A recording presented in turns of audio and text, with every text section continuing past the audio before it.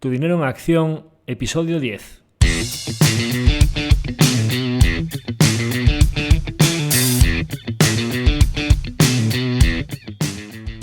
Hola, soy Javier Acción, asesor financiero independiente autorizado y registrado en la Comisión Nacional del Mercado de Valores con el número 149 y asesor del fondo de inversión Acción Global. Te doy la bienvenida a Tu dinero en acción, tu podcast de inversión, donde hablaremos de manera sencilla y cercana de conceptos, métodos y alternativas para rentabilizar tus ahorros. Si te planteas sacarle partido a tus ahorros o quieres descubrir qué opciones te interesan más, te invito a quedarte para aprender sobre finanzas con un lenguaje directo y sin tecnicismos. Si tienes alguna pregunta, duda o sugerencia, puedes contactar con nosotros utilizando las distintas vías que encontrarás en nuestra página web www.accioninversiones.com.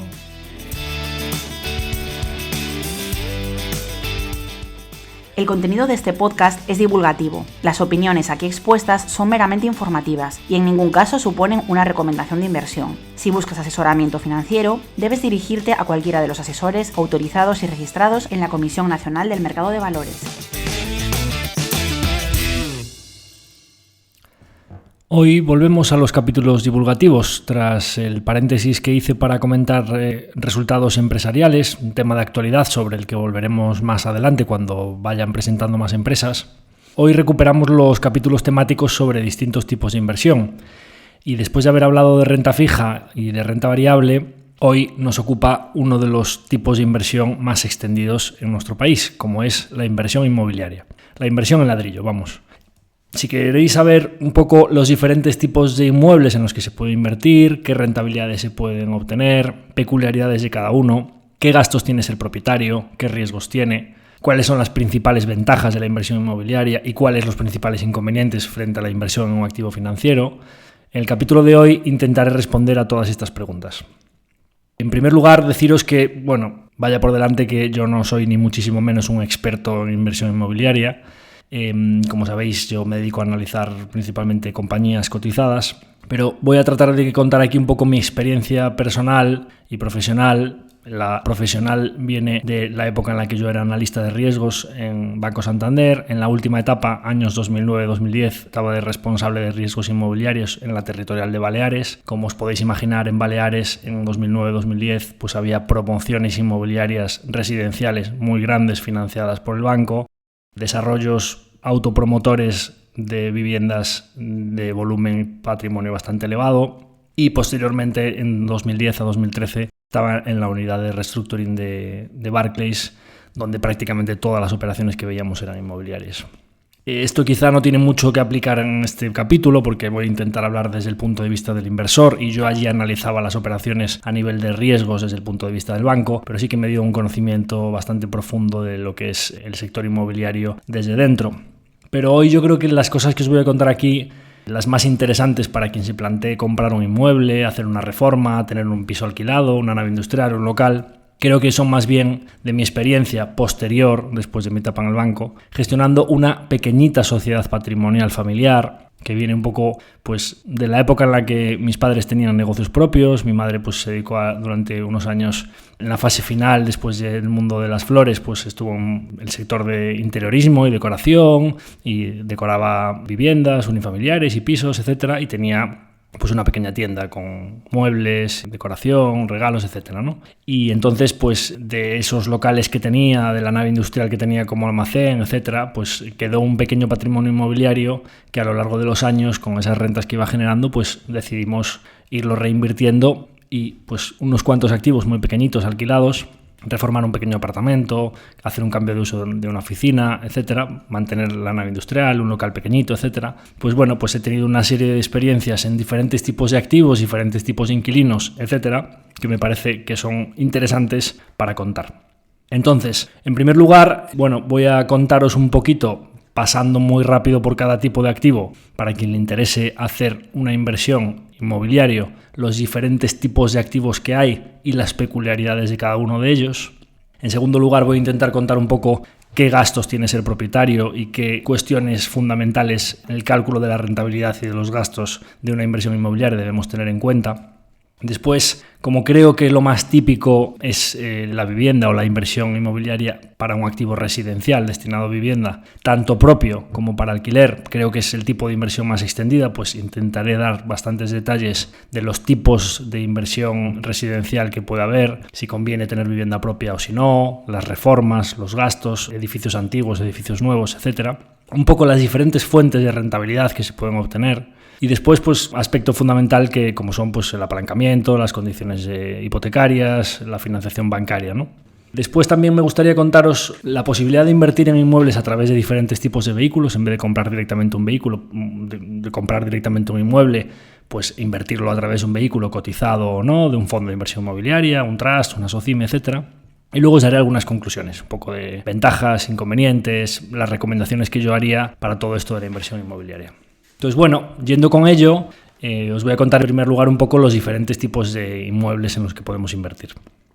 En primer lugar, el tipo de inmueble más típico pues es una vivienda. El segundo tipo pues sería un local comercial. Vamos a dejar al margen los activos comerciales muy grandes como sería un centro comercial, porque supongo que ninguno de los oyentes está en disposición de comprarse un centro comercial entero, con lo cual las peculiaridades de un local comercial son bastante extrapolables a un centro comercial compuesto por muchos locales comerciales. Podemos invertir en una nave industrial, podemos invertir en una oficina o una serie de oficinas y podemos invertir también en plazas de garaje. Entonces, ¿cuáles son las peculiaridades de cada uno? Como luego me voy a centrar en las viviendas, pues creo que voy a empezar a daros algunas líneas generales de las peculiaridades que debemos tener en cuenta en algunos de estos tipos de inmuebles que no sean viviendas.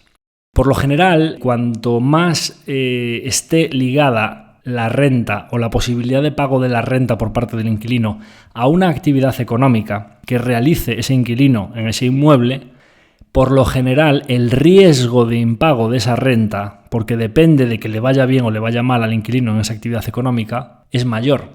Sin embargo, en una vivienda, pues como se suele decir, lo último que vamos a dejar de pagar es nuestra vivienda. Por lo general, entonces, todo lo relacionado con locales comerciales, naves industriales y oficinas, por lo general, tiene un riesgo mayor. Y como hemos visto en capítulos anteriores, rentabilidad y riesgo deben ir de la mano. Con lo cual, por lo general, las naves industriales, las oficinas y los locales comerciales suelen tener una rentabilidad ópticamente. Cuando nosotros calculamos simplemente este local o esta nave me cuesta tanto, me pagan tanto por alquiler, lo multiplico por 12 meses y eso es la rentabilidad anual que obtengo, así a lo bruto sin restarle ningún gasto, por lo general suele ser a priori más atractivo que el de una vivienda. ¿Y por qué es más atractivo? Bueno, pues porque cuando viene una crisis económica probablemente el inquilino te siga pagando la vivienda y probablemente la nave industrial, que hay una empresa allí que empieza a bajar las ventas, le empieza a bajar la facturación y tiene que reducir sus actividades o cerrar, pues probablemente te pueda dejar de pagar la renta durante mucho tiempo o puedas tener allí una actividad, unos stocks o unas máquinas que luego tarden mucho tiempo en retirártelas y de verdad que la negociación con empresarios autónomos, pymes, etcétera, no es lo mismo que con un residencial en una buena zona, con una buena nómina y que es su vivienda, etcétera, etcétera. Entonces, como pues, las negociaciones son más complicadas y el riesgo es más alto, pues por lo general la rentabilidad también tiene que ser más alta. Hay un tipo de activo, como es las plazas de garaje, que la verdad es que, bueno, no depende de una actividad económica y sobre todo tiene unas grandes ventajas frente a las viviendas, porque las plazas de garaje pues, no suelen pagar comunidad, no suelen tener derramas y la verdad es que la negociación y el mantenimiento de una plaza de garaje es bastante sencillo. De hecho, es bastante típico que las personas que quieren invertir en inmuebles y montarse un patrimonio de real estate o de ladrillo empiecen por plazas de garaje, porque además el precio de adquisición de una plaza de garaje es como más accesible. O sea, es decir, no necesitas 100.000, 200.000, 300.000 euros para comprarte el primer inmueble, sino que hay plazas de garaje por 15.000, 20.000, 30.000 o 50.000, pues dependiendo de la ciudad, ¿no? Claro, bueno, pues si encuentras una zona geográfica en la que no haya mucha demanda para comprar plazas de garaje y en la que, sin embargo, pues por las empresas que hay en esa zona se demande mucho el alquiler de plazas de garaje, pues bueno, si consigues comprar una plaza de garaje por 30.000 euros, me lo invento, y la alquilas por 150 euros al mes, pues 150 por 12 meses dividido entre 30.000, pues es un 6%. Y un 6% que, como veremos después cuando hablemos de los gastos de propietario, es un 6% que el bruto se va a asemejar bastante al neto. Vamos a dejar siempre los impuestos aparte, ¿vale? Porque todo está tasado en IRPF por rendimientos del capital, como si fuese un dividendo, etcétera, etcétera. El alquiler hay que pagarlo, seas persona física o seas sociedad, vas a tener que pagar tus impuestos, con lo cual siempre vamos a dejar el tema impositivo aparte. Bien, pues es un 6% que se traslada bastante bien al neto, porque ¿qué mantenimiento tiene una plaza de garaje? Prácticamente ninguna plaza de garaje paga comunidad, prácticamente ninguna plaza de garaje le tienes que poner una lavadora, prácticamente no hay nada que se pueda romper, no hay derramas, no hay tuberías, no hay que cambiar los enchufes, no hay que cambiar el suelo, etcétera, etcétera, etcétera. Bien, dicho esto, normalmente lo que sucede, como es tan accesible, las plazas de garaje tienen un valor que prácticamente cualquier ahorrador puede acceder a ellas, es tan fácil de mantener y el bruto se traslada también al neto, por lo general suele suceder que en los sitios donde la demanda de alquiler de plazas de garaje es alta, los precios de las plazas de garaje también son altos y las rentabilidades son bastante más bajas del 6%, suele haber pues por 2, 3, 4%. Pero aún así vamos a dejarlo como interesante porque veréis que hay muchas inversiones en viviendas que dan esa rentabilidad que parece igual y luego el neto es mucho más bajo que en las plazas de garaje. Volviendo a dar un par de pinceladas, antes de irme a centrar en las viviendas, deciros que, por supuesto, las naves industriales, ya os comenté la peculiaridad que tiene con la dependencia de la actividad empresarial que allí se desarrolle, pero también tienen una ventaja y es que las naves industriales, por lo general, tampoco tienen mucho utillaje, electrodomésticos, etcétera, etcétera, con lo cual el mantenimiento de una nave industrial, salvo que sea una nave que tenga pues muchas oficinas, muchas grúas, etcétera, que no recomendaría invertir en ese tipo de naves que requieran de un mantenimiento de la maquinaria que hay allí, sino la típica nave pues para almacén y con una oficina pequeñita, etcétera, etcétera, y que el inquilino monte allí lo que quiera. Por lo general su mantenimiento es bajo y por lo general, depende del polígono industrial, tampoco se suele pagar comunidad, salvo que sea un polígono grande, que tenga vigilantes de seguridad, etcétera, zonas de acceso y que entonces pues sí que pague comunidad. Con lo cual, pues esa es una ventaja de las naves industriales frente a lo que os diré después de las viviendas. Las naves industriales, salvo las muy pequeñitas, tienen un coste bastante alto porque es rara la nave industrial que te pague menos de 800.000 o 1.500 euros de alquiler y claro, esas naves industriales pues tienen un coste de 200, 300.000 euros, ¿no? Dependiendo. Pero bueno, se pueden obtener rentabilidades de un 6 o 7% más sabiendo lo que dije antes, que los riesgos son altos, ¿no? Esa ventaja principal de poco mantenimiento y no pagar comunidad y los locales comerciales, que es la última pincelada que me quedaría por daros antes de volver a la parte de las viviendas. Los locales comerciales tienen una peculiaridad que yo considero una muy pequeña positiva y varias negativas que voy a decir a continuación. La principal positiva es que en la mayoría de comunidades el local comercial, como no tiene acceso a los ascensores, no paga los suministros de las escaleras, de las zonas comunes, la luz, etcétera, etcétera, la limpiadora normalmente, la empresa de limpiezas que esté encargada de hacer el mantenimiento de esa comunidad o el portero físico de esa comunidad no accede al local comercial. Por lo general los locales comerciales no suelen pagar comunidad, con lo cual eso sería una ventaja. Los inconvenientes principales de los locales comerciales es que yo les veo un viento en contra importante por lo que está pasando con el retail en los próximos años, en el que estáis viendo que básicamente o tienes un local en zona muy prime del centro de la ciudad, donde se te puedan poner las Inditex, Zara, Bershka, etcétera, etcétera, o tiendas de marcas buenas en el centro que quieran tener una presencia en el centro de esa ciudad, en esa misma calle, con lo cual el coste del local va a ser altísimo. O bien, si no estás tan en el centro, o tienes un local con posibilidades de que haya un negocio de hostelería, con todo el tema de salidas de humos, ruidos, etcétera, etcétera, con lo cual peculiaridades y complicaciones, o las posibilidades de que tengas un local alquilado a un comercio, tienda, ferretería, ropa, farmacia, mercería, lo que sea, con lo que está pasando con el comercio online, con Amazon, etcétera, etcétera, tiene mucho riesgo para los próximos años. Es decir, cada vez hay más locales comerciales vacíos en las ciudades, sobre todo en las zonas que no son pleno centro. Con lo cual, ya veis que en todo lo referente a actividad económica, naves industriales, locales comerciales, oficinas, el riesgo es más elevado, pero la rentabilidad, si todo va bien, si conseguimos, por ejemplo, una buena nave industrial o una buena oficina y un inquilino de largo plazo que le va bien económicamente y que no se nos marcha y que no da problemas, las rentabilidades también pueden ser más elevadas. Bien, volviendo un poco a la parte de las viviendas, porque creo que al final prácticamente todo el mundo, cuando se plantea la posibilidad de invertir en inmuebles, el activo en el que piensa directamente pues es en comprarse una vivienda, probablemente hacer una reformita y alquilarlo. Entonces, antes de nada, Para hacer esa diferencia entre lo que es la rentabilidad bruta y la rentabilidad neta, porque lo típico es decir, joder, pues me compro este inmueble que vale, pues imaginaros, un apartamentito pequeño, 150.000 euros, y esto lo alquilo pues a 600 euros al mes, y oye, pues como puedo obtener esos 600 euros al mes, que a lo largo de un año, pues 7.200 euros, pues 7.200 euros dividido entre 150.000 me da una rentabilidad del 4,8, va a estar más o menos entre el 4,5, entre el 5, entre el 6, dependiendo un poco de la renta, de la zona donde esté el inmueble ubicado, etcétera, etcétera. Pero, claro, vamos a intentar explicar un poco todas las peculiaridades cuando compramos un inmueble y somos propietarios, que de ahí que ya sabemos que esa es la rentabilidad por alquiler que vamos a obtener, ¿cuáles son los diferentes gastos que nosotros vamos a tener que ir restando? Es decir, cómo se va a convertir esa rentabilidad bruta en neta y sobre la cual después de ese neto pues vamos a pagar impuestos. Entonces, en primer lugar, cuando vamos a plantearnos hacer una compra, los que seáis propietarios ya os habréis enfrentado a esto porque muchos habréis comprado una vivienda para vosotros mismos y los que no, pues a lo mejor os habéis planteado comprarla para invertir.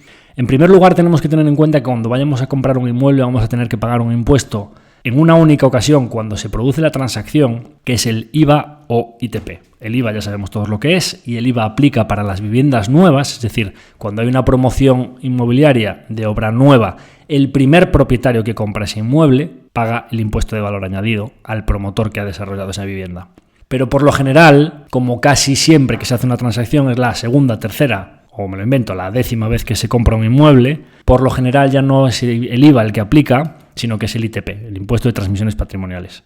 En casi todas las comunidades, el IVA de la primera transmisión y el ITP de las sucesivas transmisiones es la misma tasa. Anteriormente, en la época anterior en crisis, cuando lo habían favorecido para que hubiese más transacciones, llegó a ser el 7%, y ahora por lo general en casi todos los sitios es el 10%. El otro día me estaban comentando que en Galicia acaban de sacar una norma que para los compradores jóvenes, creo que es menos de 35 años, que su patrimonio total, incluyendo el inmueble que vayan a comprar, no supere los 250.000 euros, creo que es. Es decir, pues que oye, tengo mi nómina o mis ahorritos para pagar la entrada y justo este inmueble lo que me cuesta, pero no tengo un gran patrimonio, ni otro inmueble, ni muchos ahorros en cuenta, ni fondos de inversión, ni nada, sino que pues soy una persona joven que está empezando mi trayectoria profesional y mi vida y quiero montar aquí mi vida de pareja en esta vivienda que estoy comprando, pues que te lo reducen al 3%. Claro, pues es un ahorro importante porque el 7% sobre una vivienda de 200.000 euros, pues estamos hablando de 14.000 euros de ahorro.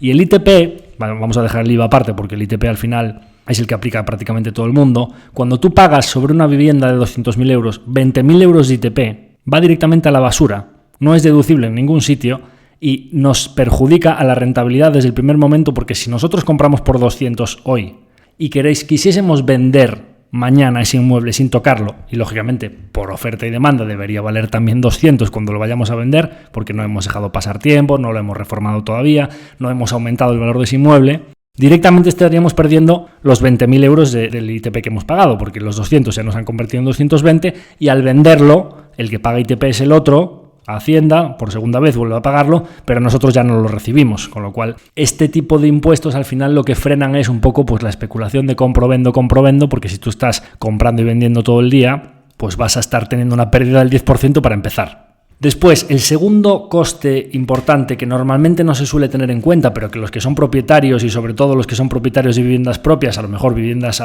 más grandes en las que puede vivir una familia, en el centro de una ciudad, etcétera, etcétera, es el IBI.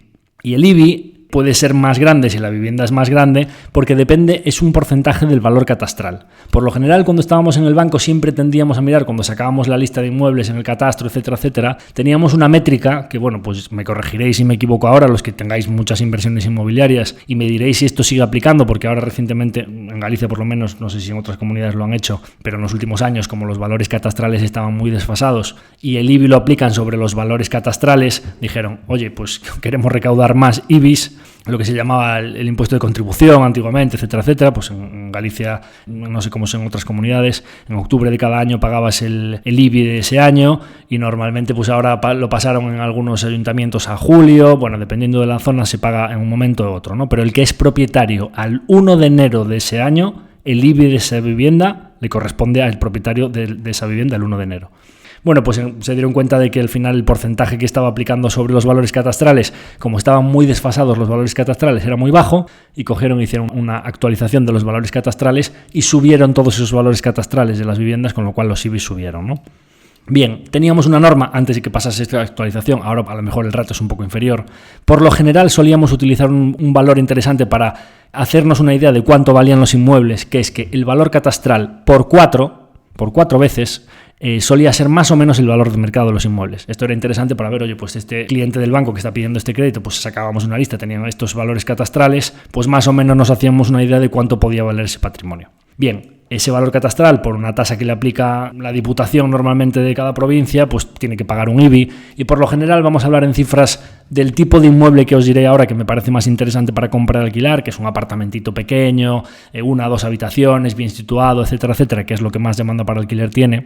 Por lo general puede andar entre, aquí en Galicia, probablemente en otras comunidades sea más, dependiendo un poco, pues puede andar entre 200, 250 euros, 300 euros. Lógicamente, una casa grande puede llegar a tener IBIs de 600, 700 euros al año. Estamos hablando ya de 50, 60 euros al mes, que puede ser un gasto comparable a la comunidad, ¿no? Pero vamos a hablar de que los pisitos y los apartamentitos pequeños pueden andar en torno a 200, 200 y pico euros al año.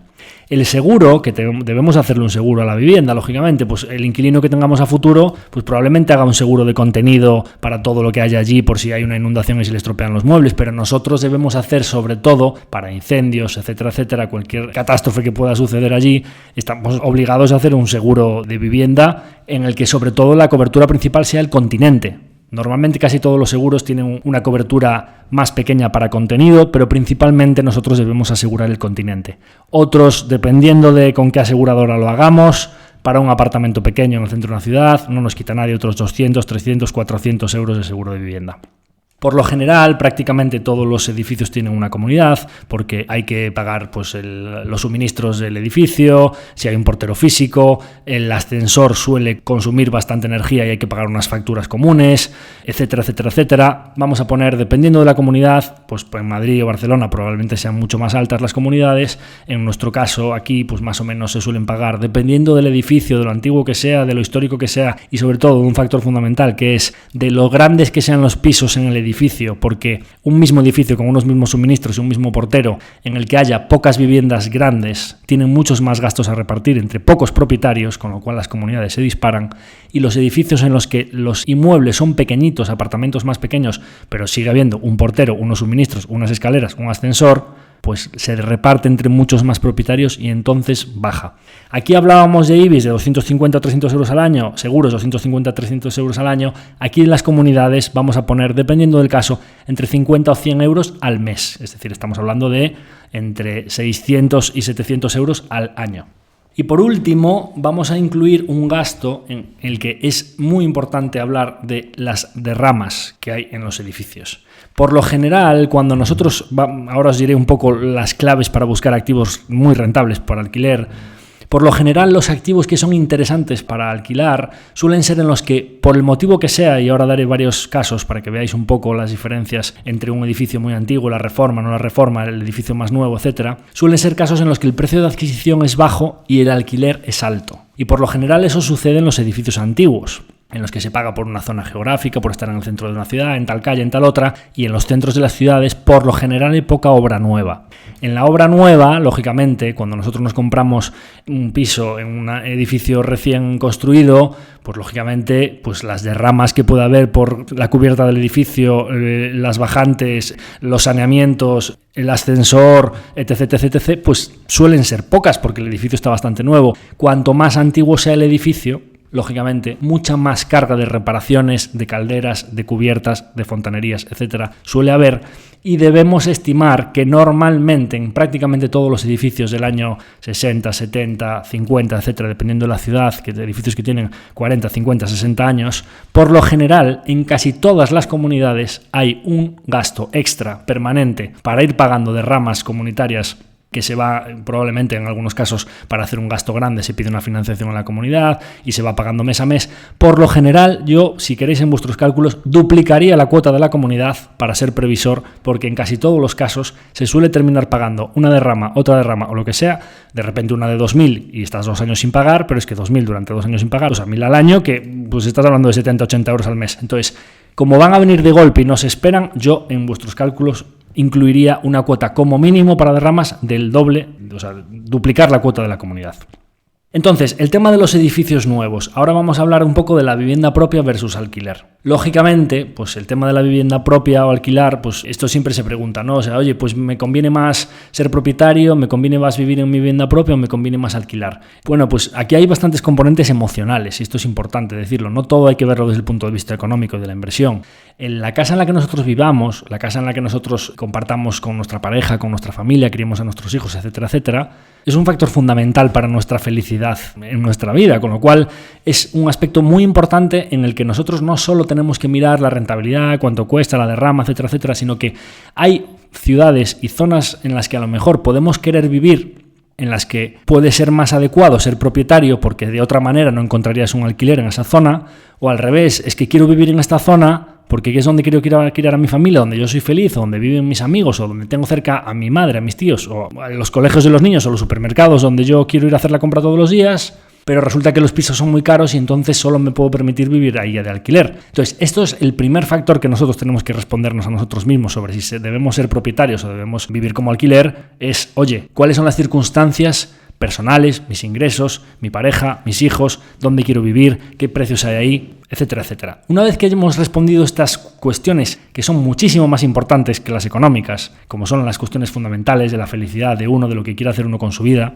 solo estamos una vez aquí y no hay que tampoco caer en el lonchafinismo de vivir ahí con la carrera de la rata de básicamente de mirar cada céntimo y demás, sino que hay que pensar que todo esto de las inversiones, de lo que hablamos en este podcast, es para vivir y no al revés. No debemos vivir para ahorrar, sino que debemos también disfrutar de la vida, de nuestra vivienda, de nuestra familia, etcétera, etcétera. Una vez que hayamos respondido todas estas preguntas, lógicamente, pues claro, si a mí me preguntáis cuál es la diferencia principal entre ser propietario o vivir de alquiler, vamos a considerar un escenario, si por ejemplo ser propietario y la cuota de hipoteca que te sale, más los gastos iniciales, más la reforma que le tienes que hacer al piso en caso de que haya que reformarlo, etcétera, etcétera, más la comunidad, más el IBI, más todos los gastos que tiene que ser propietario, sale la cuenta total anual en muchísimo más que lo que te costaría el alquiler de esa misma vivienda en esa misma zona.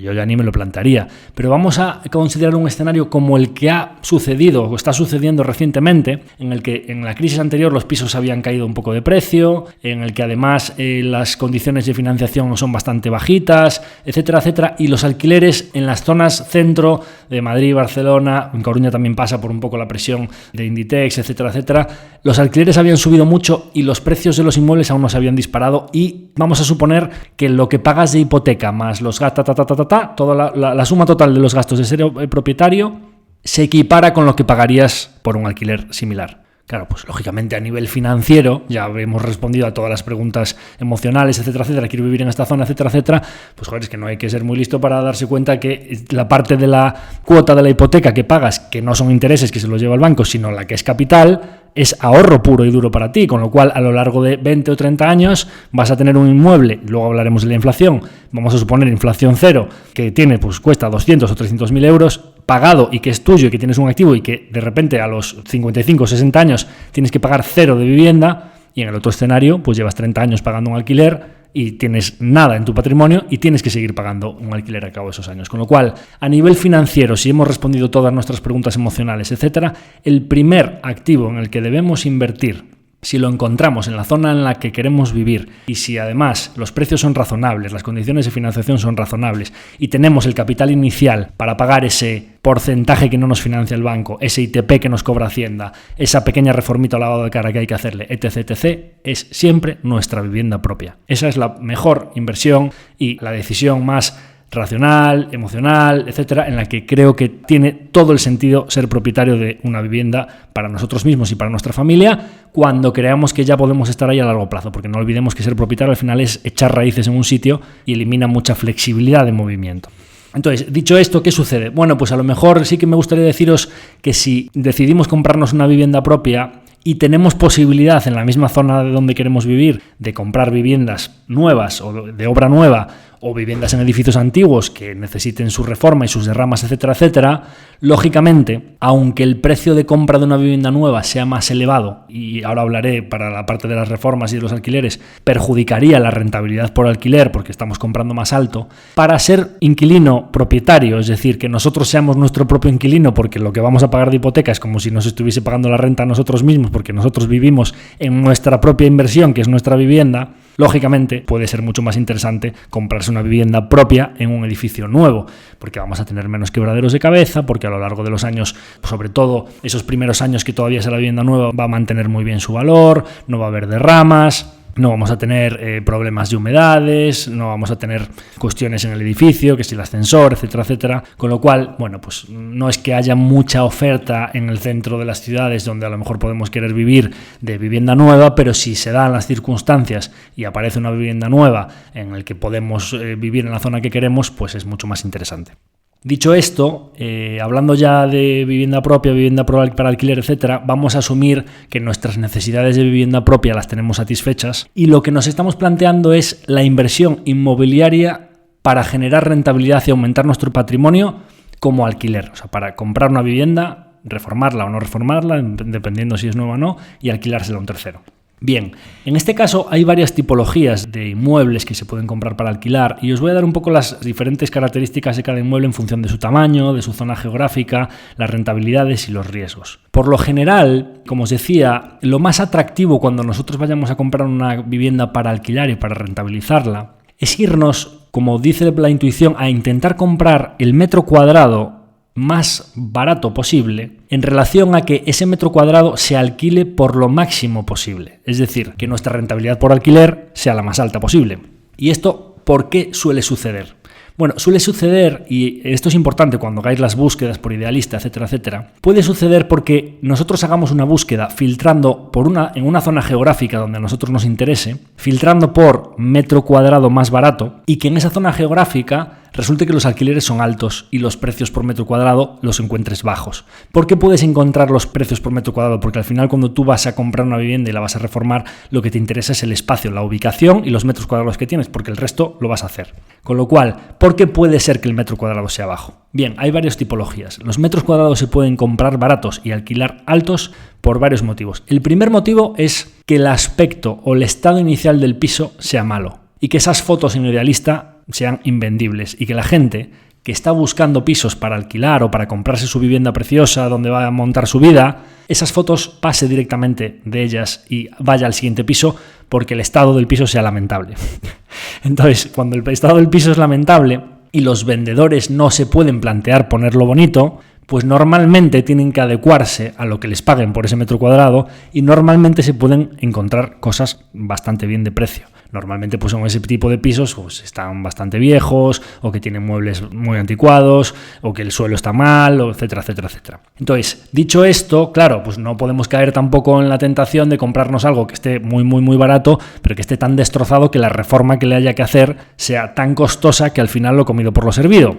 Entonces, vamos a la segunda derivada. No debemos comprar el metro cuadrado tan barato, sino comprar un metro cuadrado barato, pero que haya que sumarle el precio del metro cuadrado por adquisición y la reforma que le tenemos que meter, el coste por reforma de metro cuadrado encima. Me explico. Si nosotros compramos un piso, pues oye, me lo invento, pues un piso bien ubicado, un apartamentito, pues pequeñito, estudio, etcétera, etcétera y tal. 150.000 euros. Oye, pues tiene 50 metros cuadrados. Vamos a irnos a algo muy pequeñito. Bien, 3.000 euros el metro cuadrado. 3 por 5, 150.000. Oye, ¿qué reforma tenemos que hacerle nosotros a ese piso? ¿Sirve con un lavado de cara que podemos hacerle solo lo que es chapa y pintura, por decirlo así? Oye, pintarlo, ponerlo bonito, 4 tonterías, le cambio 2 electrodomésticos, le pongo la lavadora de acero inoxidable, etcétera, etcétera. Un poquito le cambio los embellecedores de los enchufes, le pongo unas lámparas, lo decoro bonito, etcétera, etcétera. O no. O resulta que es que ahí está, hay que hacer toda la fontanería. Es que hay que cambiar todos los ventanales de la casa, es que hay que cambiar el suelo y no sirve con poner una tarima encima, sino que hay que levantar todo el suelo y ponerlo nuevo. No es que la electricidad está mal, la carpintería, electricistas, fontaneros, carpinteros, son profesionales caros. Los ventanales de la casa, muy caros. Levantar el suelo y hacerlo todo de nuevo, etcétera, etcétera, o pulir un parquet, tal, caro. Un suelo un poco viejo en el que podamos poner una tarima flotante encima, barato. Pintura, etcétera, etcétera, solo embellecer y tal, barato. Hacer un baño desde cero, caro. La cocina sirve todo lo que está y solo tengo que cambiar los electrodomésticos. Barato. Una lavadora MediaMarkt bonita te vale 300 y pico euros. Una placa habitual, compras todos los electrodomésticos hoy de una cocina por 2.000, 3.000 euros. No es algo demasiado costoso.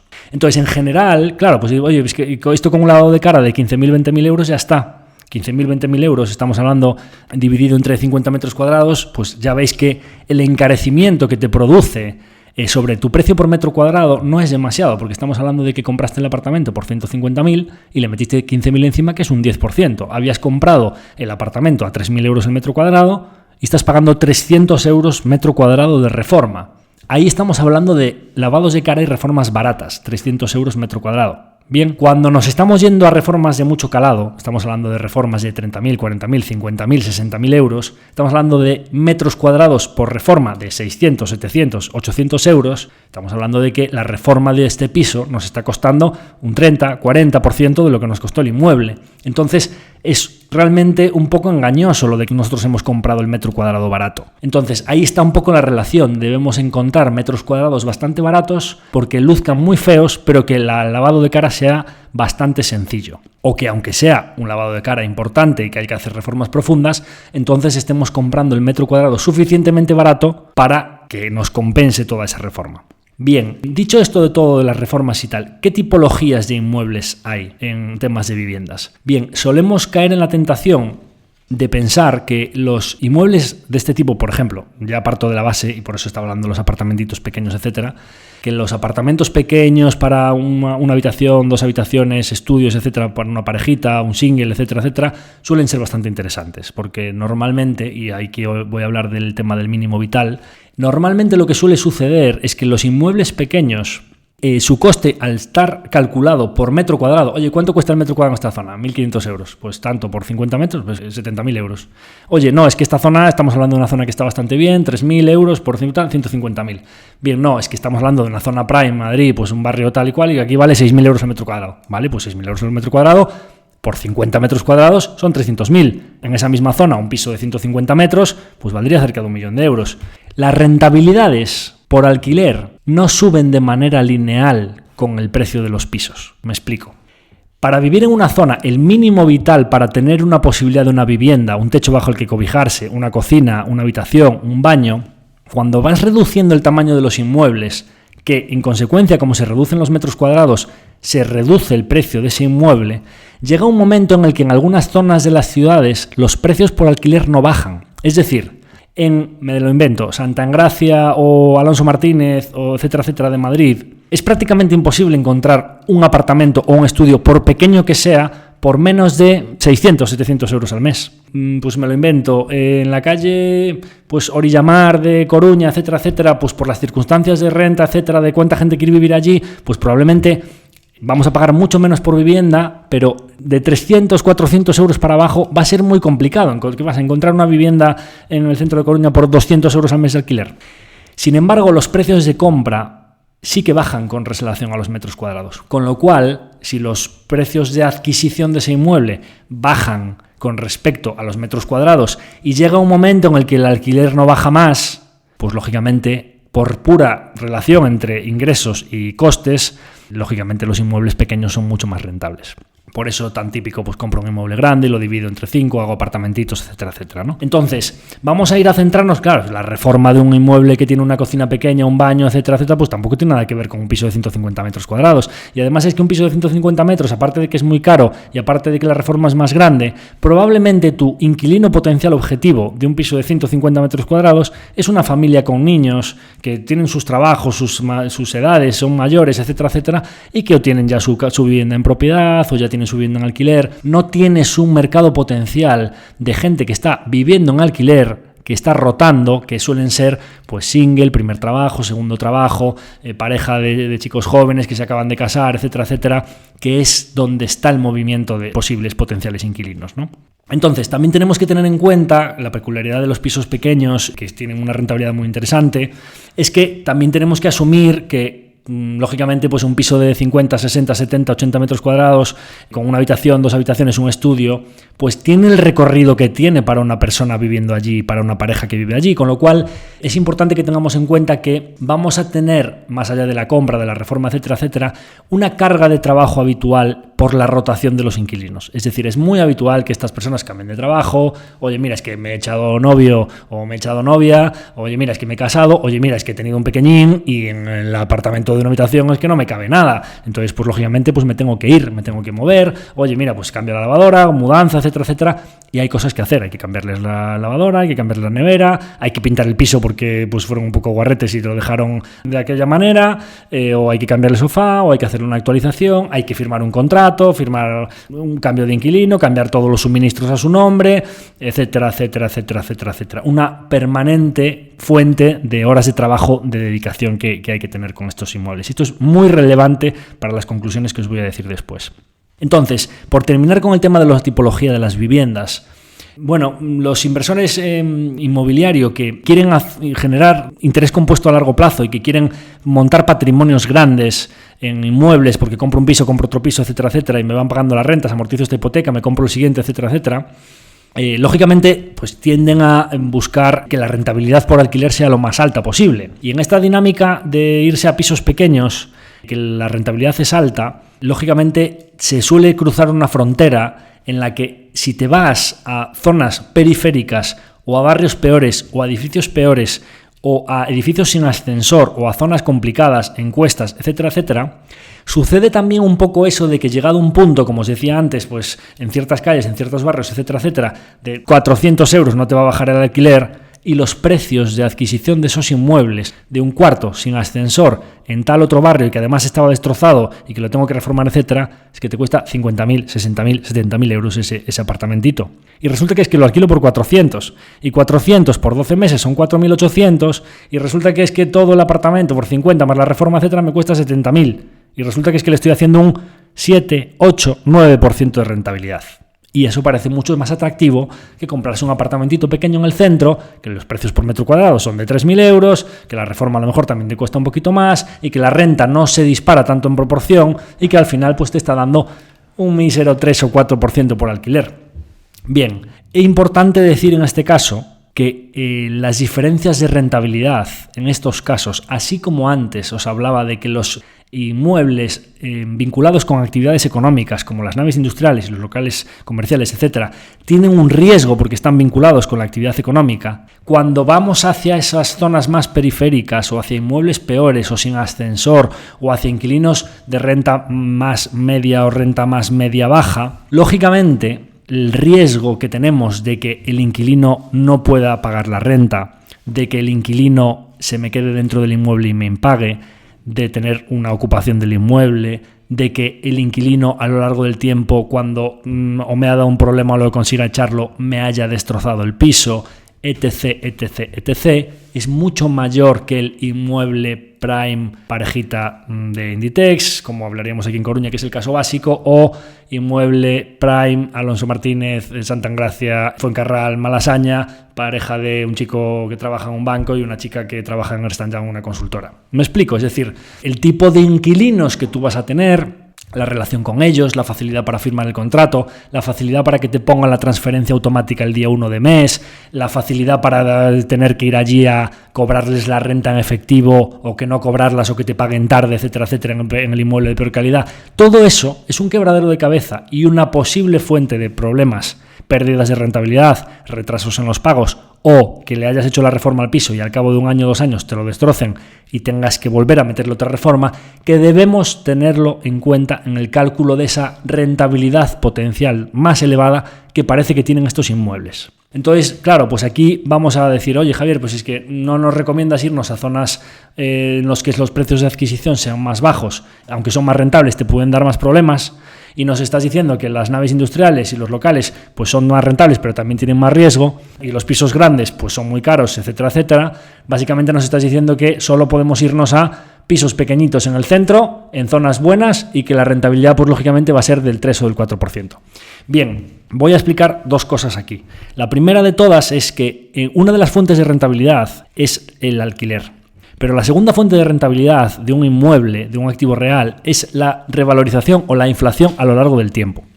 Los inmuebles peores son los primeros que se ven afectados por la caída de precios cuando viene una crisis. Es decir, cuando las rentas bajan y aumenta la tasa de paro, los inmuebles en zonas peores también tienen una mayor afección a los precios. Cuando miras los informes de largo plazo desde el año 2002, 2003, 2004 de la evolución de los precios por metro cuadrado en todos los barrios de la Comunidad de Madrid, etcétera, etcétera, se ve perfecto en rojo y en verde cuáles empiezan a bajar primero y cuáles empiezan a subir cuando viene la recuperación. Y quiero decir con esto que las rentabilidades de los pisos peores, etcétera, etcétera, también tenemos que tener en cuenta que la inflación o el mantenimiento del valor de los pisos mejores, que ópticamente, como te pagan menos por alquiler en relación a su precio, parece que es un poquito menos rentable, su proyección a nivel de inflación a lo largo de los años es mucho mejor. Con lo cual, otra variable que nosotros tenemos que tener en cuenta, que cuando vengan crisis, el activo bueno me va a aguantar mucho mejor su precio, y además, cuando venga una época de inflación, los primeros que van a recoger esa subida de precios son los activos buenos. Entonces, igual que pasa en la inversión en empresas, vamos a tener activos buenos, y que los activos buenos a lo largo del tiempo siempre va a haber gente que te los valore. Y como va a haber gente que te los valore, prácticamente siempre lo vas a tener ocupado. Cuando se te vaya un inquilino el día 30, ya pusiste el anuncio 5 días antes, el día 1 lo vas a tener ocupado, no vas a tenerlo nunca vacío, le das un lavadito de cara, pintas y ya está otra vez el inquilino allí pagando, etcétera, etcétera, y te quitas de problemas, más rentable y además se comporta muy bien con la inflación a lo largo del tiempo. Eso es la primera cosa.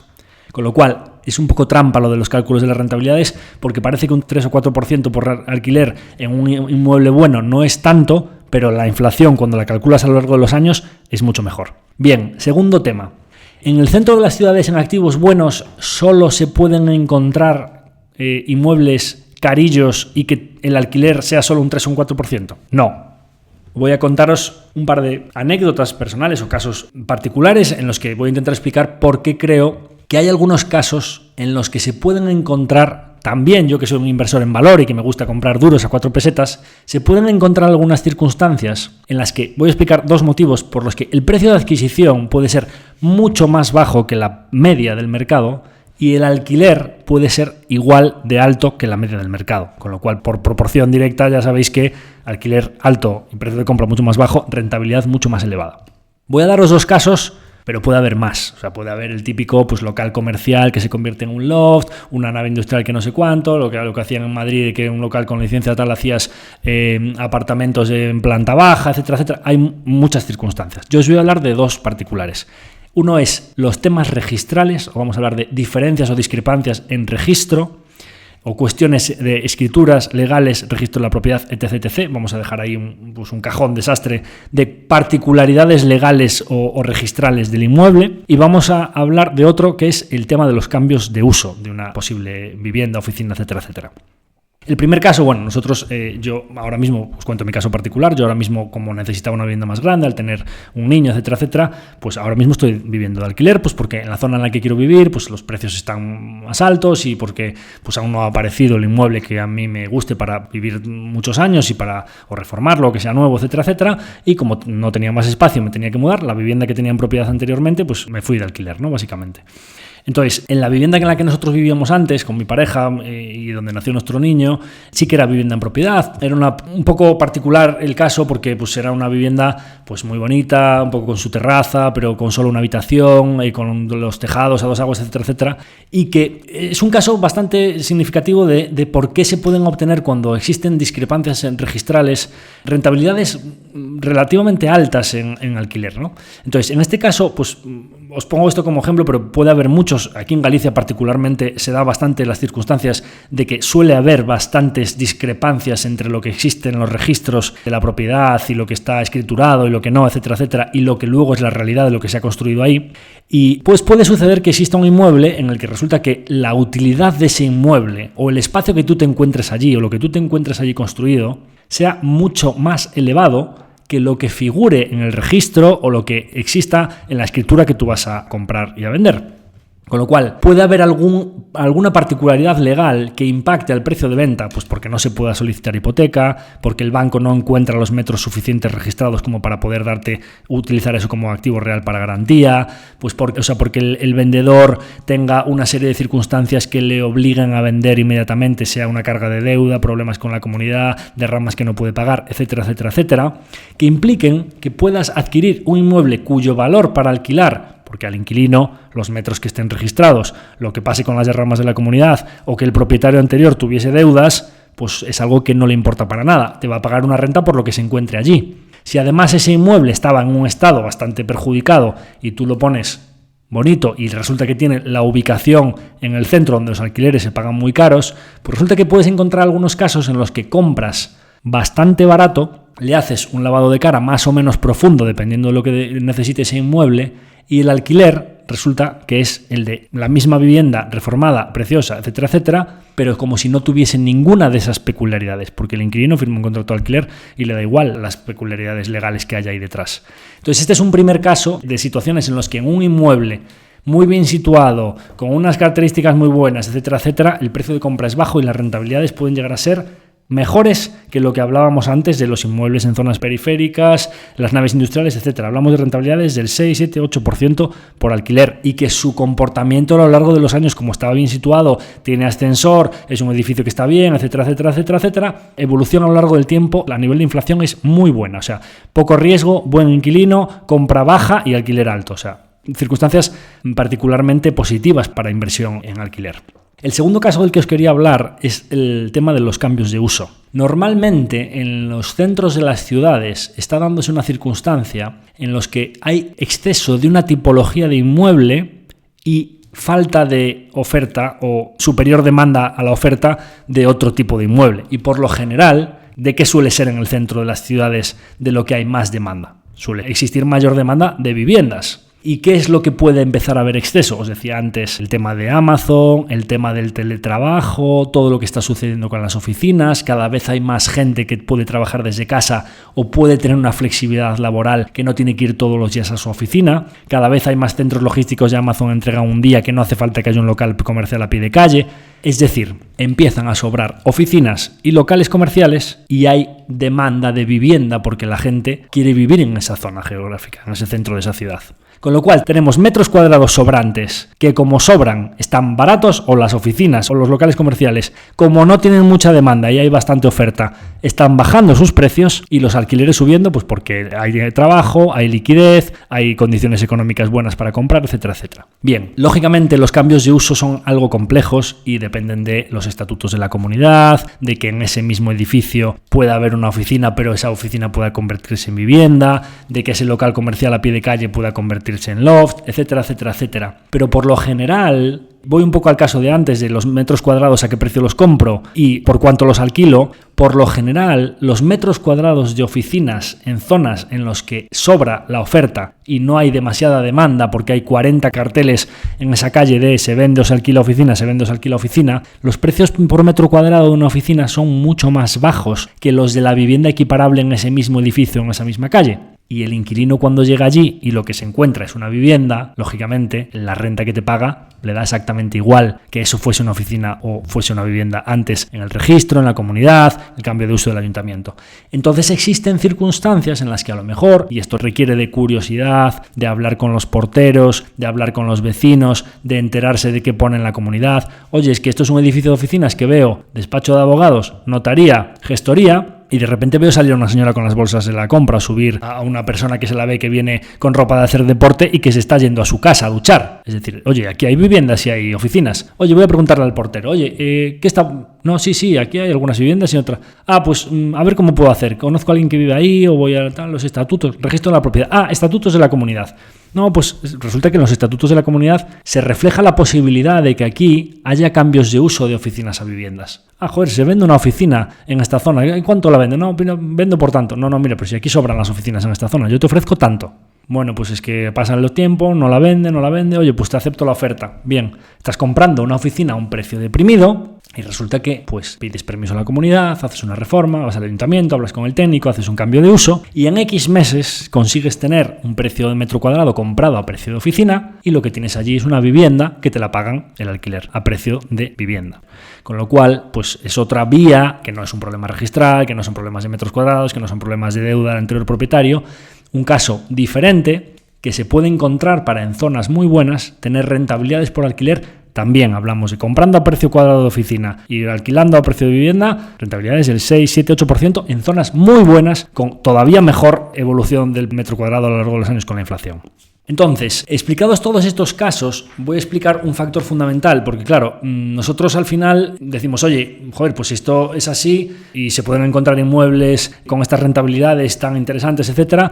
¿Cuál es el freno para que nosotros nos montemos una cartera inmobiliaria y montemos una cartera por alquiler, etcétera? Bien, pues algo tan obvio como que al final los inmuebles, los ladrillos, pues es un activo pesado, es decir, es un activo en el que el precio unitario para empezar a componernos una cartera de este tipo, así como para comprar una acción, un fondo, renta fija, un bono, un depósito, etcétera, etcétera, lo podemos hacer desde cualquier cantidad. Joder, pues estamos hablando de que, os he dicho de los diferentes casos que hay, el piso, apartamentito, estudio más barato no baja de 50.000 o 60.000 euros. Es decir, y luego pues si queremos comprar el siguiente, necesitamos una cartera importante. Es un activo, como podríamos denominar en la inversión, intensivo en capital. Es un activo costoso.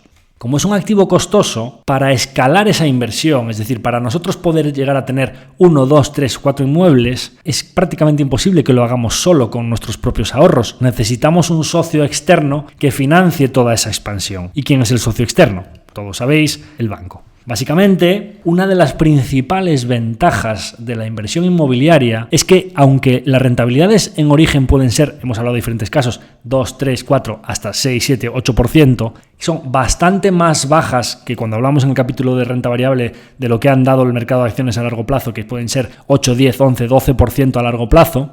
Resulta que tienes un socio que una vez pagado tú el ITP y ese porcentaje, que decimos, oye, pues me dan la hipoteca, me dan el 80% del menor de los importes, esto es importante saberlo, ¿no? Oye, ¿cuánto me van a financiar? El banco va a coger el menor de los dos importes entre tasación y precio de compraventa. No, es que la tasación es muy alta y compro barato. Se van a agarrar a la compraventa. No, es que resulta que esto es una zona un poco especial, que me lo han tasado bastante bajo, pero yo compro un poco más alto. Se van a agarrar a la tasación. Sobre eso, pues depende. Ahora hay bancos que están llegando hasta el 90%, en épocas de crisis te daban anteriores a la crisis 2005-2006 te daban el 100% y te compraban la moto y el coche y haz la reforma y te doy el 120%. Así pasó lo que pasó después. Luego se pusieron los pies en la tierra, enmendaron sus pecados y se pusieron, pues 70-80% y las tasaciones las más bajitas y tal y cual. Bueno, anda por ahí. Vamos en normas generales, yo cuando estaba en el banco, 80, loan to value, que se llama loan to value, o sea, el préstamo frente al valor del piso. LTV, 80%.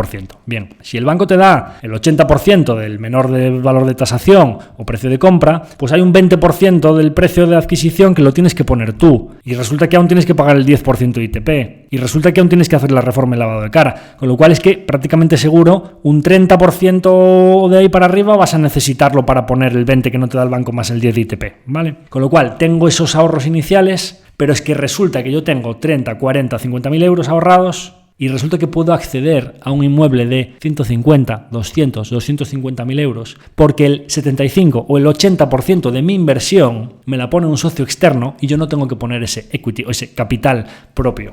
¿Y esto qué produce? Pues produce lo que su propio nombre indica, el apalancamiento de los retornos. Es decir, si nosotros pedimos una hipoteca a un tipo fijo del 1% o del 2%, entorno maravilloso el que están dando ahora liquidez al 1 tipo fijo y me libro 30 años de pensar en si suben los tipos o no suben los tipos, y resulta que estamos invirtiendo nuestro capital que teníamos, si el banco nos pone el 80 y nosotros ponemos 20, nosotros estamos invirtiendo 100 y teníamos 20, estamos invirtiendo por 5 nuestro capital inicial y estamos invirtiendo en un activo que nos da el 3, 4, 5, 6%, diferente de los casos que hablábamos antes, poniendo solo un 20 y el banco poniendo el 80. Sobre el 80 que pone el banco restamos el 1% de coste y nosotros obtenemos el 5, 6, 7% sobre el 100%. ¿Correcto? Es decir, 100. Imaginaros un caso que un inmueble que nos dé el 5. Sobre 100 obtenemos 5 de retorno. 5 de retorno. Resulta que el banco nos cobra el 1% sobre 80, que el 1% de 80 es 0,8. A nuestros 5 de retorno sobre 100 le restamos 0,8 que le tenemos que pagar al banco. Nos quedan limpios de rentabilidad, vamos a obviar todo el resto de gastos, etcétera. Estoy haciendo un ejemplo para que veáis el efecto del apalancamiento nada más. Teníamos 5 sobre 100, 0,8 sobre 80 que nos cobra el banco, nos quedan 4,2. ¿4,2 sobre cuánto? Sobre los 20 que pusimos nosotros. ¿Correcto? ¿Qué retorno es 4,2 sobre 20? Hacer los cálculos. Es decir, estamos hablando de más de un 20% porque estamos invirtiendo al 5 en un inmueble, apalancando los retornos por 5 veces. Esto es la gran maravilla de la inversión inmobiliaria, que nosotros podemos apalancar los retornos, cosa que a quién se le ocurriría ir al banco y decirle, mira, es que quiero comprar el fondo Acción Global de Javier Acción, o quiero comprar, pues me lo invento, unas acciones de Amazon o del fondo de tecnología o un fondo de renta variable europea, etcétera, etcétera. Pero señor banco, quiero poner 20.000 y que usted me deje 80.000 para invertir 100.000 euros en bolsa. Y apalancar mis retornos del 10, 12, 14% anual que da la renta variable por 5 veces. Imaginaros la que montas. Y dice, ¿y por qué al banco no se le ocurre hacer eso? A nadie le cabe en la cabeza apalancar los retornos de algo como la bolsa. Por el riesgo de que la bolsa se mueve. Y que si la bolsa tú pusiste 20 y el banco puso 80 y de repente te cae un 20 o 30%, estás fuera, estás quiebra. Tienes menos valor que lo que le debes al banco. El banco ejecuta la garantía, se te queda con la pignoración de los activos que hayas puesto como garantía y perdiste todo tu capital. Es decir, estás apalancando los retornos, pero estás apalancando el riesgo. Y resulta que en la inversión inmobiliaria entonces estamos apalancando los retornos, pero no apalancamos el riesgo. Es un tema para pensarlo.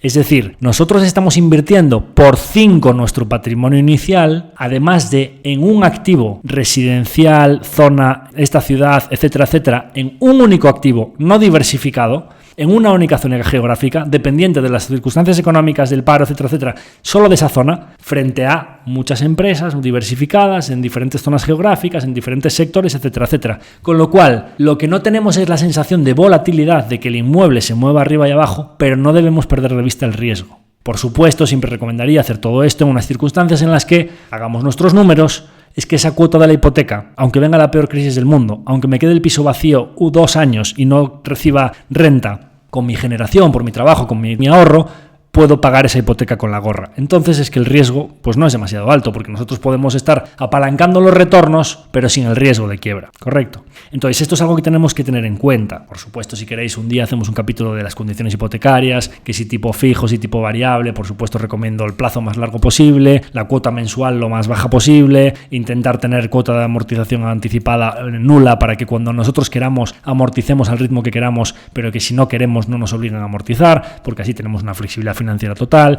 intentar conseguir una hipoteca al tipo fijo más bajo posible, y si vamos a variable, que sepamos que cuando empiezan a subir los tipos de Europa, empieza a subir el Euribor, debemos tener un ojo puesto encima del Euribor para que tan pronto empiece a subir, le amorticemos a la hipoteca o pidamos un cap en el banco para que no nos suba, o la podamos cambiar a tipo fijo, y eso tiene costes de notaría, etcétera, etcétera, etcétera, etcétera. Importante el tema de la notaría, que antes no lo comenté cuando hablamos de los costes iniciales del ITP. Meterle al ITP del 10% un 1 o 2% de gastos notariales, registro de la propiedad, etcétera, etcétera. Hablando un poco de todo este tema del apalancamiento, simplemente pues eso, es decir, que al final una de las grandísimas ventajas de la inversión inmobiliaria es la posibilidad de apalancamiento, porque los bancos lo consideran un activo real, que es para ellos muy seguro, porque no tiene variaciones. La verdad es que no tiene mucho sentido todo esto, porque es un activo menos líquido, que hemos visto perfectamente, y cuando viene en crisis te cae un 40% igual que la bolsa, que cuando ellos lo vayan a ejecutar no saben en qué estado se va a encontrar, tardan muchísimo más en hacerse con la propiedad del inmueble, luego lo tienen que llevar a subasta, etcétera, etcétera, y hay activos líquidos, rentables, diversificados, que inmediatamente los podrían ejecutar y disponer al instante, sobre los que ni siquiera se plantean la posibilidad de darte esos apalancamientos de 5 por 80-20 que hablábamos antes. Pero bueno, son las reglas del juego y nosotros pues debemos jugar con ellas, y los bancos nos dan esa posibilidad con el sector inmobiliario que no nos dan en otros tipos de activos. Pues esta es una de las principales ventajas de la inversión inmobiliaria. Dicho todo esto, entonces, por recapitular un poco, vamos a decir cuáles son las principales ventajas, inconvenientes y lo que yo recomendaría o no recomendaría de todo este tema de la inversión inmobiliaria. Principales ventajas de la inversión inmobiliaria. Oye, pues es un activo entendible, es un activo real y tangible que siempre va a tener un valor. Parece que puede tener menos volatilidad porque no lo estamos tasando constantemente y no estamos viendo esas variaciones arriba y abajo. Podemos tener un inquilino, vemos que está ahí el piso, etcétera, etcétera. Tenemos una cierta sensación de seguridad. Y sobre todo, la gran posibilidad de apalancamiento de esos retornos con condiciones muy favorables por los requisitos de riesgos de los bancos, que les suele gustar mucho. Importante deciros también en todo esto de la financiación bancaria que cuando vayáis a compraros vuestra propia vivienda y sea vuestra primera residencia y sea la nómina la que tenéis domiciliada allí, las condiciones económicas que os va a dar no son las mismas que cuando lo que estáis haciendo es una actividad económica y vais a compraros un piso para alquilar y es vuestra segunda, tercera residencia y ellos ya consideran que existe un riesgo porque al haber una actividad económica no depende de ellos, no depende de ti, que es tu nómina, sino que depende de que el inquilino te pague la renta. Y normalmente, para las actividades económicas o para las inversiones inmobiliarias, te dan plazos de amortización más cortos y tipos de interés un poquito más altos. Pero por lo general, gran ventaja en el apalancamiento.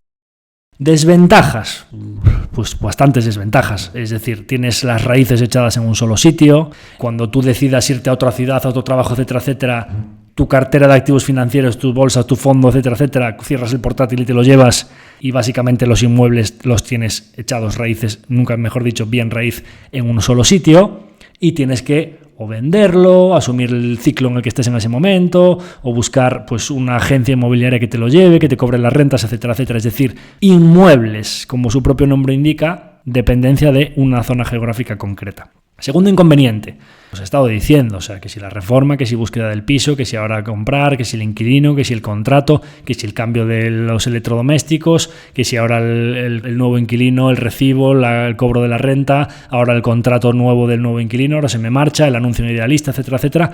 Enorme carga de trabajo. Enorme carga de trabajo en todo esto de la inversión inmobiliaria, que lógicamente pues puede haber gente que diga, oye, pues resulta que yo tengo muchísimo tiempo y me quiero dedicar a generar valor invirtiendo y puedo dedicarle el tiempo, igual que cuando hablaba del análisis de empresas, quien pueda dedicarse a analizar compañías, pues que lo haga. No, es que quiero invertir, pero es que no tengo tiempo. Pues no te metas en inmuebles porque vas a tener que hacer un montón de cosas, ¿no? Es decir, una enorme carga de trabajo. Y oye, pues ahora que hablo del tema de la carga de trabajo, voy a hacer un paréntesis aquí para comentar qué alternativas de inversión inmobiliaria tenemos que no nos den carga de trabajo. Bueno, pues tengo un partícipe que me ha pedido, oye, cuando hables del tema de inmuebles, por favor, te agradecería mucho que me comentases algo del tema de las SOCIMIs, ¿no? Bien, todos estos vehículos, pues oye, en vez de comprarme yo un inmueble, que además es que tenemos la grandísima ventaja de que es que no me cuesta 100.000 o 200.000 euros, es que puedo comprarme una acción de una SOCIMI por valor de 1.000, 3.000, un SOCIMI, REIT o Trust, los diferentes vehículos que hay en diferentes países, en los que al final nos estamos comprando un trocito de un conglomerado grande en el que hay muchos inmuebles alquilados, básicamente. Bien, las SOCIMIs, que es la ley de los REITs o de los trusts estos inmobiliarios que se hizo en los últimos años en España, tiene una serie de ventajas, que pagaban pocos impuestos, luego se lo cambiaron, pues como sabéis aquí cambian el régimen cada 2x3, ¿no? En las SOCIMIs, bien, bueno, pues yo intentaría buscar una SOCIMI que no dependiese tanto de las oficinas y que dependiese más del residencial, porque como sabéis, creo que la tasa de ocupación de las oficinas con el teletrabajo va a ir bajando con el paso del tiempo y la tasa de ocupación para la rentabilidad de las SOCIMIs es fundamental y creo que una SOCIMI residencial en buenos activos tienen posibilidades de tener unas tasas de ocupación más altas. Por lo general, la SOCIMI ya le mete su leverage, ya le mete su apalancamiento y después de pagar los tipos de interés, juntas un poco las rentas que te pagan todos sus gastos y que te dan de rentabilidad. Pues normalmente cogen una renta del 5 o 6% por alquiler, le quitan todos los gastos y se le convierte en neto después de los gastos del edificio, suministros, reformas, todo lo que tienen que hacer y resulta que solo apalancan, cogen, le meten un 50% de leverage, más o menos andan todas las SOCIMIs en torno a un 50% de leverage y te convierte en retornos netos ya después de todos los gastos del 2,5-3 en retornos del 5 o 6%. Y eso es lo que pagan de dividendo. Básicamente, pues la caja que van generando con el apalancamiento, te la pagan de dividendo. Oye, pues me compro una acción de una SOCIMI, en vez de pagarme una renta por alquiler, pues me dan un 5%. Ya, pero la acción de la SOCIMI, como ya tiene su apalancamiento y es una empresa cotizada, no puedes ir al banco y decirle, apaláncame el retorno de la SOCIMI del 5 y lo quiero convertir en un 20 y pico %, dame dinero para comprar acciones de una SOCIMI. Merlin, Realia, Colonial, etcétera, etcétera, ¿no? Bien, con lo cual pues no disfrutas de esa ventaja del apalancamiento. Entonces, ¿qué problema tenemos aquí? Claro, como decir, Javier, pero si tú antes me estabas diciendo que podías obtener retornos del 6-7% y que al apalancarnos, ¿cómo me dices que las SOCIMIs, después del apalancamiento que ellas tienen ya del 50%, se te quedan un dividendo del 5%? Claro, porque, ¿qué estábamos hablando aquí? Invertir en inmobiliario sin hacer el trabajo. Es decir, en las SOCIMIs hay unos cuantos señores y una oficina que se dedican a hacer todo ese trabajo, a comprar los edificios, a buscar los inquilinos, a cobrar sus sueldos, señores pues que no ganan poco precisamente, con lo cual tú no tienes que hacer el trabajo, pero ellos hay que pagarles todas sus nóminas. O sea, al final estás subcontratando a unos señores que hacen todo ese trabajo y que se comen un trozo importante de la rentabilidad. Con lo cual, ¿aquí qué nos interesa? ¿Comprar un inmueble y obtener rentabilidad alta porque yo le aplico horas de trabajo y entonces el retorno para mí es más alto? ¿O contrato a unos señores que ya con todo el apalancamiento, después de hacer todo el trabajo ellos y yo quedarme en mi casa sentado, obtengo un 5% y nada más? Pues es que al final es que eso es invertir en renta variable con una acción de dividendo. Pues eso es lo que se puede obtener. ¿Qué más podemos intentar obtener de una SOCIMI? Claro, las oficinas que tienen ellos alquiladas y que reciben una renta, después de pagar todos sus costes, su apalancamiento, etcétera, etcétera, resulta que hay una inflación. Con el paso del tiempo pueden reinvertir en nuevos inmuebles, la renta que les va quedando a ellos, comprar otro inmueble, pedir otro crédito, pero es que sobre todo sus deudas no aumentan de tamaño. Si ellos venden, vale 100 la SOCIMI, el NAV, ¿qué es esto? Pues este inmueble vale 100, pues tenemos 1000 de inmuebles. ¿Cuánto tenemos de deuda? 500. ¿Cuál es el NAV? Net Asset Value, el valor neto de los activos de la SOCIMI. Pues la mitad, porque resulta que tiene unos inmuebles, unos edificios que valen 1000 y le debe 500 a los bancos. Bueno, pues esta SOCIMI tiene un valor de 500 para los accionistas, porque el otro tendría que devolvérselo. Bien, cuando se produce una inflación, cuando los 1000 que tenía de inmuebles pasan con una inflación del 5 a 1050, 1100, 1150, los 500 de deuda no aumentan. Por eso, la inversión en activos fijos, o ahora mismo podríamos considerar la inversión en inmuebles o activos reales que se benefician del escenario inflacionista en el que nos encontramos, que vamos a la inversa, es lo contrario a ser inversor en renta fija, porque tienes una promesa de pago que te van a entregar una cantidad fija dentro de X años. Resulta que aquí estás haciendo lo contrario, te estás comprando un activo fijo y el que invierte en renta fija es el banco, es decir, el banco te está prestando el dinero y le vas a devolver una cantidad a tipo fijo y tú estás comprando un activo real que se beneficia de la inflación. Es decir, el activo cuando pasa de 1000 a 1100 a 1200 y la deuda se queda en 500, resulta que el NAV para los accionistas pasa de 500 a 600 y a 700. Es decir, los 100 o 200 de inflación, que sobre 1000 no era una tasa muy alta, para el equity de los accionistas es una rentabilidad muy alta. Es decir, la inflación se apalanca el retorno vía inflación por la deuda. Por eso las SOCIMIs, la gran mayoría de las SOCIMIs, están tasando los inmuebles cada 6 meses, porque la actualización del NAV va directa al valor de las acciones. Es decir, en las SOCIMIs nosotros tenemos una rentabilidad vía alquiler, que es el apalancamiento del alquiler con menos los gastos, etcétera, etcétera. Me lo pagan en divis, me lo pagan en dividendos mensuales, trimestrales o anuales, pero tengo una posibilidad futura de revalorización de los inmuebles frente a la deuda, es decir, la acción de la SOCIMI también puede subir. Con lo cual, debemos estimar esa cartera de inmuebles, cómo va a revalorizarse a lo largo del tiempo, debemos estimar la rentabilidad por dividendo, cuánto debemos sumarle por revalorización de la acción, y eso es lo que podemos esperar obtener. Pero sabiendo que como no le estamos aplicando trabajo, un trozo importante de la rentabilidad de esos inmuebles se lo están llevando los señores que sí que le están aplicando ese trabajo. Con lo cual todo tiene sus ventajas e inconvenientes. Si nosotros nos queremos ir, por dar un último coletazo a esto de los vehículos de inversión, si nosotros nos queremos ir a vehículos de inversión tipo yield, es decir, bolsa, cotizadas, tipo SOCIMIs o comprar acciones que den una buena rentabilidad por dividendo, yo en vez de comprarme una SOCIMI española me iría directamente a los mejores trust, holdings, etcétera, de activos reales, infraestructuras, properties, trust, etcétera, de conglomerados de pues oye, oficinas en Estados Unidos, en Canadá, etcétera, etcétera. Oye, centros comerciales, edificios residenciales, oye, pues no, infraestructuras, presas, centrales energéticas, etcétera. Hay fondos de inversión y holdings, etcétera, cotizados que hacen esto de comprar inmuebles que dan una renta y lo apalancan y esos retornos van para los accionistas y que son profesionales de hacerlo durante muchísimos años. Podéis mirar mucho, si queréis me mandáis una consulta, etcétera, etcétera. Os doy 2 ejemplos que he visto recientemente. Tenemos vehículos cotizados de KKR, que es, pues oye, un hedge fund, que tienen private equity, diversión de infraestructuras, diversión de activos reales, división de, oye, Brookfield Property Partners, oye, Brookfield Asset Management, una de las mayores gestoras de activos reales del mundo, canadiense, etcétera, etcétera, con un directivo como Bruce Flatt al frente que es buenísimo, etcétera, etcétera.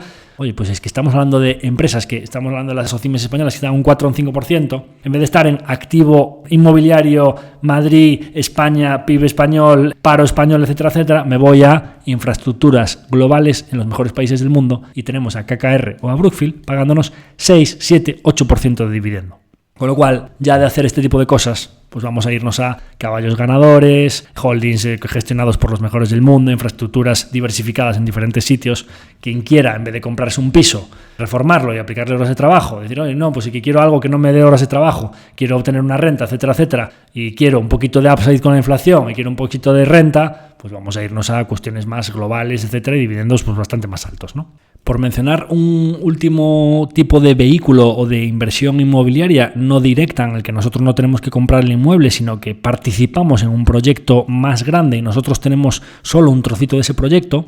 En los últimos años han aparecido diferentes iniciativas de tipo crowdlending, crowdfunding, no no sé exactamente pues cómo denominarlas, cada una tiene un nombre y unos apellidos, etcétera, en los que al final pues un grupo de inversores particulares compra un trocito de una inversión. Pues ha habido Hausers, ha habido etcétera, etcétera, bueno, hay diferentes iniciativas, y como que se hizo bastante famoso esto, pues porque como que podías acceder a las rentabilidades de la inversión inmobiliaria, pues la empresa se dedicaba a comprar el inmueble en un estado deteriorado, reformar el inmueble entero y luego vender algunas propiedades y otras en alquiler, etcétera, etcétera, y como que ofrecían rentabilidades interesantes y tal.